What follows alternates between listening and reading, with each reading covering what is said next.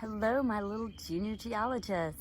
Roxy Rubble here for day 2 of your afternoon activities for GeoRocks.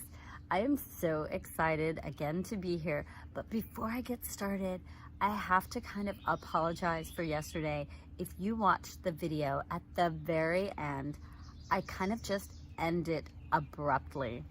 And just so you are aware, I had received a text from the Pinkertons in the middle of doing my video telling me that the treasure of the Sierra Madre had been stolen. And I was in shock. I mean, I was speechless. So I just couldn't go on. I am now much more chill and ready to move on because I do believe in karma. And I think that the people that took this will get their just reward. I also have faith that it will be returned because I've heard you junior detectives are on the case, and I believe that you will bring back my family treasure. I have faith in you. So with that, I can move on and we can get to the fun of the afternoon. Now, yesterday we were talking about panning, and if you didn't do your panning, I so encourage you to do it. In fact, you must do it because I believe your cabin will get points if you find big chunks. And not only that, I think if you find a lot of those little bitty nuggets, you'll also get some points for that. So you definitely have to pan today if you didn't pan yesterday. And if you did pan yesterday, you know what? You might want to go back to that sand and go through it one more time just to make sure you got all those little nuggets. To help you out, I did a really quick video of myself, a little snippet of me panning, and let's see if that helps you out. So I wanted to show you that, see how I don't have a lot in there? And I'm gonna swish it around so that the little grains of sand, they kind of go out. I let the water out. Then I go in again and I squish around. And you know what you're gonna slowly start to see. Oh, you can already start to see and see those little tiny gems of gold. So awesome. And the more we do a little swishing and get the sand out,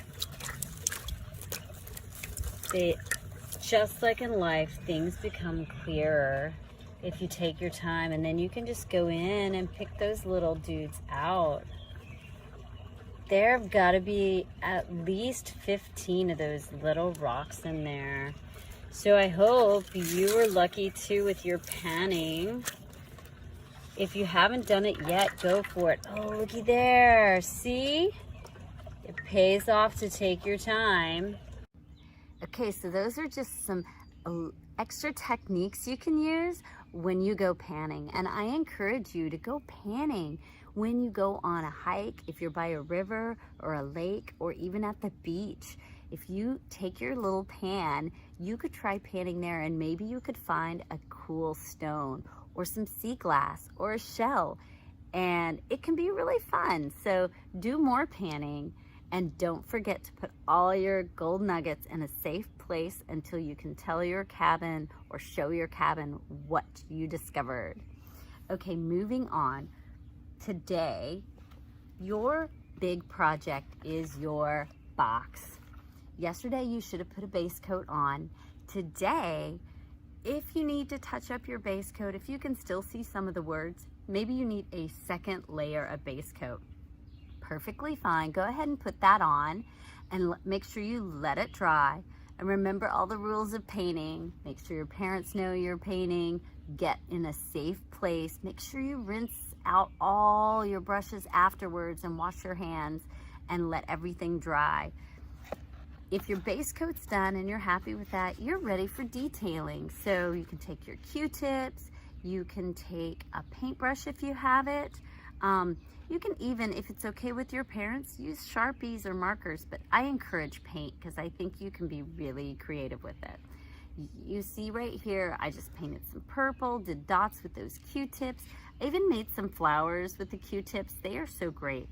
Then I went back. Once that is totally dry, you can get your glitter and go to town with it. I put glitter on my little dots and I put it inside my flowers just to give it a little shine. This is your time to be creative and to do what you want. So make this something you're proud of and something special for your rocks.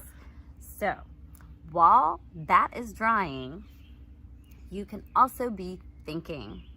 And I want you to think about your pet rock, because tomorrow is our rock art project. When you went to pick up your kits, you should have seen a little area that said pick up a rock, and it had like an option for a silver packet or a gold packet. Inside that, we have all we need to make either keychains or necklaces to wrap our little rocks, to make them treasures that we can carry around forever. So what you need to decide with your rock is it time to put a little face on it? So are you going to have a true pet rock? Maybe you picked a rock that speaks to you and is just beautiful, and you want to leave it plain and simple so you can see all the detail of the rock, and that's fine. But if you do want to add a cute little face to your pet rock, then this is the time to do it. You can do it with your paint, or you can ask your parents if you can use a set of Sharpies. If you've got those are great for writing and drawing on rocks or other surfaces, of course, but let's keep it on the rocks, okay? Also, I'm going to show you a couple things that we're going to do tomorrow. That is a wrapped rock. Now, this rock I just kept simple. I love to see the lines of the rock because it looks so cool, but I'm going to show you how to make that loop. This one, I just did a random wrapping, and that's pretty cool, isn't it? And I added that to a little clip that's in your packet. Don't open that yet. But this made a little keychain, and you can see where if this was my pet rock and had little eyes and it had a nose and a mouth, or just even eyes, I sometimes do that. This would be a cute little way to carry my pet rock. So think about how you want your little pet rock to look and what kind of art you might want to create tomorrow when we meet up again.